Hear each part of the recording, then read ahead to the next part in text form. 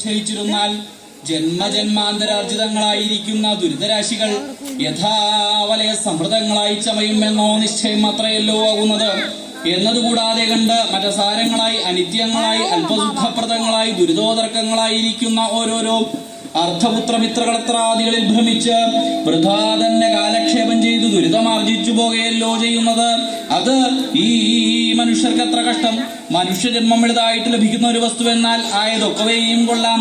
സുഹൃത ദുഷ്കൃതങ്ങൾ തുല്യങ്ങളായിരിക്കും സമയത്തിങ്കലെ മനുഷ്യജന്മത്തെ ലഭിപ്പൂ എന്ന ജന്മത്തെ ദൈവഗത്യാ ലഭിച്ചവാർ പക്ഷം വ്യർത്ഥമാക്കി കളയാതെ കണ്ട് ഒരവസരം വരുന്ന സമയത്തിങ്കൽ ഈശ്വര സേവ ചെയ്ത് ദുരിത നിവർത്തി വരുത്തി ഗതി വരുത്തിക്കൊള്ളുവാനായിക്കൊണ്ട് വേണമതേ എല്ലാ ജനങ്ങളും എല്ലാ സമയത്തിങ്കിലും പ്രയത്നം ചെയ്തു കൊള്ളുവാൻ ആയതത്രേ ഇവിടെ ജന്മസാഫല്യമാകുന്നത്.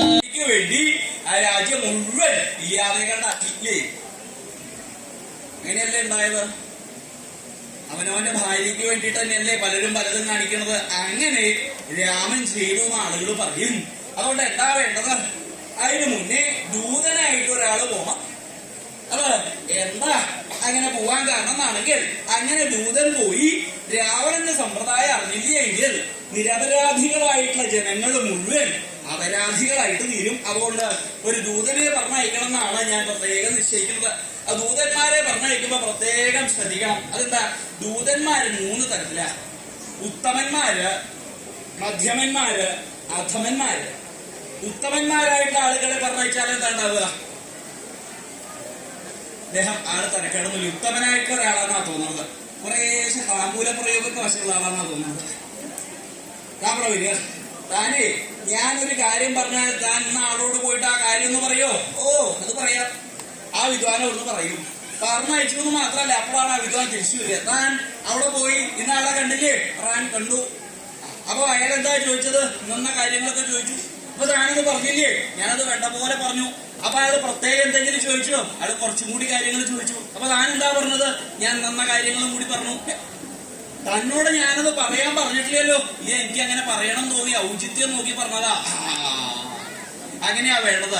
എന്ത് കാര്യം പറയണം എന്നുണ്ടെങ്കിൽ ഔചിത്യം നോക്കി പറയണം. അതില്ലെങ്കിൽ അബദ്ധം ഉണ്ടാവും. എനിക്ക് ഇപ്പൊ മനസ്സിലായി.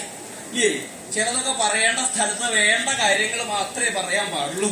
ഇങ്ങനെയുള്ള ആളുകളാണ് ഉത്തമന്മാര്. അവരെ പറഞ്ഞയച്ചാൽ ആ കാര്യം മുഴുവൻ ഭംഗിയാക്കിയിട്ട് ചെയ്യും. അതാണ് ഉത്തമന്മാരുടെ ഒരു പ്രകൃതം. പിന്നെയുള്ള കൂട്ടുകാരാ, പിന്നെയുള്ള ആളുകൾ മധ്യമന്മാര്. മധ്യമന്മാരുടെ പ്രയോഗം എന്താ? അവരെന്തെങ്കിലും ഒരു കാര്യത്തിന് പറഞ്ഞയച്ചാൽ ഓ, താനിങ്ങനെ കയ്യിലത് കരുതാൻ കൊണ്ട് പോക്കുക. അയാളെക്കാള് വലിയൊരു സാധന കയ്യില്. താൻ വേഗം പോയിട്ട് എനിക്ക് ചില കാര്യങ്ങൾ പറയേണ്ടത്, താൻ വേഗം പോയിട്ട് ഇന്നാളോട് പറയാ, ആ വിദ്വാനോട് പറഞ്ഞു വരും. താൻ നാളെ കണ്ടില്ലേ? കണ്ടു. ഇന്ന കാര്യമൊക്കെ പറഞ്ഞില്ലേ? പറഞ്ഞു. അപ്പൊ ആളെന്താ ചോദിച്ചത്? അത് ഇങ്ങനെ ഉണ്ടോന്ന് ചോദിച്ചു. അപ്പൊ താൻ എന്താ പറഞ്ഞത്? ഞാനൊന്നും പറഞ്ഞില്ല. അപ്പൊ തനിക്കത് പറയാറുന്നില്ലേ? അല്ലെ, അങ്ങനല്ലേ പറഞ്ഞത്? ഇന്ന കാര്യങ്ങൾ മാത്രം പറഞ്ഞാൽ മതിയെന്ന്. അങ്ങനെ ഒട്ടും കൂടുതലില്ല, കുറയില്ല. ഇങ്ങനെയുള്ള ആളുകളാണ് മധ്യമന്മാര്. പിന്നെയുള്ള ആളുകളാണ് അധമന്മാര്. അധമന്മാരെ പറഞ്ഞയച്ചാൽ ഒരു കാലത്തും ആ കാര്യം നേരെയാവില്ല എന്ന് മാത്രമല്ല, ഇനി ഒരാളെ പറഞ്ഞയച്ചാൽ അയാൾക്ക് കൂടെ അത് നേരെയാക്കാൻ പറ്റില്ല. അങ്ങനെയുള്ള ആളുകളാണ് അധമന്മാര്. ഈ അധമന്മാര് തന്നെ 7 തരത്തിലാണ്. പ്രശ്നവാദി, ഗുരു, മൗനിക്ക്, മേഘ, സ്തംഭൂലക, പ്രേക്ഷക, പ്രേക്ഷകോപാണ, സപ്തേ സജീവാധമാ, ഏതേ സപ്തേ സജീവാധമാ. 7 തരത്തിലുള്ള സജീവന്മാരും അധമന്മാരാണ്. 7 തരത്തിലുള്ള മന്ത്രിമാരും അധമന്മാരാണ്. അത് ആരൊക്കെയാണ്? പ്രശ്നവാദി. പ്രശ്നവാദി എന്ന് പറഞ്ഞാൽ എന്താ? ഒരു കാര്യം കൂടെ അയാൾ ഏൽപ്പിച്ചാൽ അപ്പൊ അയാൾ പ്രശ്നമേ പറയുള്ളൂ. ഓ, ആരാ അവിടെ പ്രശ്നവാദിയായിട്ട് ഒരാൾ നിൽക്കണത്? തന്റെ പ്രയോഗമൊക്കെ അവസാനിപ്പിച്ചോ? താനൊന്നും ഇങ്ങോട്ട് വരിക. ഞാൻ തന്നോടൊരു കാര്യം പറഞ്ഞാൽ താൻ അത് ഇന്ന സ്ഥലത്ത് പോയിട്ട് ആളുകളോട് പറയില്ലേ? പറയാൻ സാരൊരു ക്ലേശമുണ്ട്. അതെന്താ? തനിക്ക് എന്താ ഒരു ക്ലേശം? അതല്ല, ഇന്ന് ആ വഴിക്ക് പുറപ്പെട്ടാൽ അത് നല്ല സുഖാവില്ല. നാളൊക്കെ നോക്കിയിട്ട് പുറപ്പെടണോ? പുറപ്പെടണം. ഇന്ന് അങ്ങയുടെ വാക്ക് കേട്ടിട്ട് ഞാൻ പുറപ്പെട്ടു എന്ന് വിചാരിക്കുക. ഞാൻ അവിടെ എത്തിയെന്ന് വിചാരിക്കുക. അപ്പൊ അയാളെ കാണാൻ പറ്റില്ലെങ്കിൽ എന്താ ചെയ്യാ? ഇവിടെ താൻ ഇവിടുന്ന് പുറപ്പെട്ടാലല്ലേ അയാളെ കാണാൻ പറ്റൂല്ലയോ എന്നൊക്കെ മനസ്സിലാക്കാൻ പറ്റുള്ളൂ. താൻ ആദ്യം ഒന്ന് അങ്ങോട്ട് പോവാ. അതല്ല, ഞാൻ ഇത്രയും ദൂരം അങ്ങോട്ട് പോയിന്ന് വിചാരിക്കുക, അയാളെ കണ്ടില്ല എന്ന് വിചാരിക്കുക, വീണ്ടും രണ്ടാമത് ഇവിടെ വരണ്ടേ? ഇവിടെ താൻ ആദ്യം ഒന്ന് പോവാ, പോയിട്ടല്ല ഇങ്ങോട്ട് വരേണ്ട കാര്യം. ഇങ്ങനെയുള്ള ആളുകളാണ് പ്രശ്നവാദികൾ. എന്ത് കാര്യത്തിൽ പുറപ്പെട്ടാലും അവര് പ്രശ്നം മാത്രമേ പറയുള്ളൂ. ഇനിയുള്ള ആളുകളാരാ? ഗുരുക്കന്മാര്. അതാരാ? ഈ ഇരിക്കണ ആളാ. നോക്കൂ, എന്റെ മുഖത്ത് നോക്കാനല്ല, അവിടെ നോക്കൂ. അതാണ് ഗുരു. ഗുരുവിന്റെ പ്രകൃതി എന്ത് പറഞ്ഞാലും ഉപദേശിക്കും. താൻ ഇന്ന സ്ഥലത്ത് പോയി ഇന്ന കാര്യം നാളോടൊന്ന് പറയില്ലേ? പറയാൻ സാരൊരു വൈഷമ്യുണ്ട്. എന്താ വൈഷമ്യം? ഇല്ല, അത് ഇന്ന് പോയി പറഞ്ഞാൽ അത്രയ്ക്ക് സുഖാവില്ല. എന്നാ നാളെ പറയാൻ പറ്റില്ലേ? നാളെ നല്ല ദിവസമല്ല. അപ്പൊ നാളെ നല്ല ദിവസം നോക്കണോ? എന്നൊരു കാര്യം താൻ മറ്റന്നാൾ അങ്ങോട്ട് പോയി അതൊട്ടും പറ്റില്ല.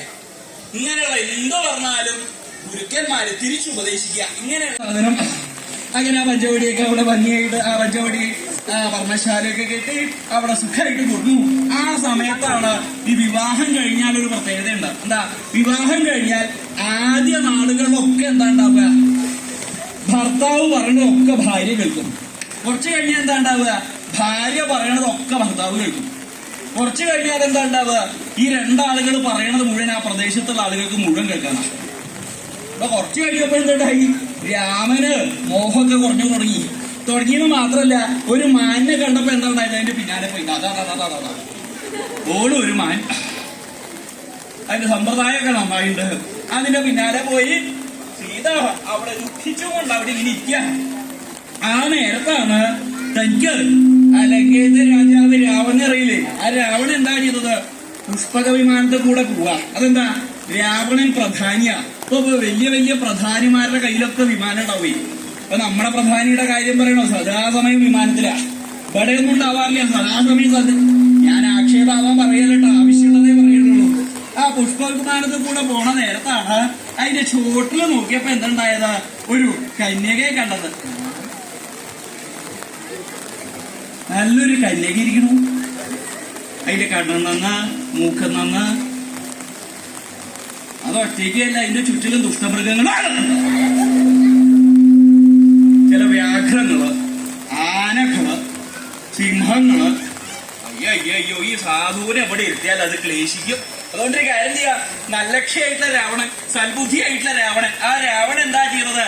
ആ സീതയെ തൊട്ടിട്ടൊന്നുമില്ല കേട്ടോ. രാവണൻ എന്തെങ്കിലും കാമമോഹം ഉണ്ടെങ്കിൽ തൊടായിരുന്നു.